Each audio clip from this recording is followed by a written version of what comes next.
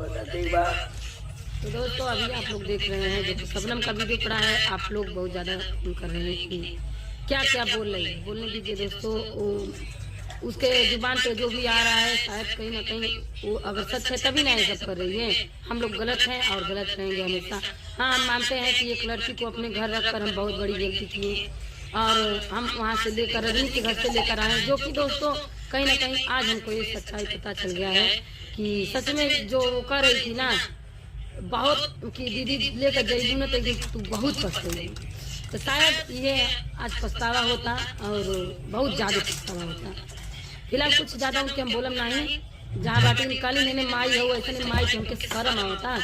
ते बनी शर्म आवता चिल्ली भर पानी में डूब के मर जा, ठीक बात शर्म आवता। ते बकरी हमें शर्म नहीं आवता कि तू हमारा बहन डाली हो चाहे बेटी डाली हो, ठीक बात। और अब दोस्तों अब कुछ नहीं रह गया है हम लोगों के बीच।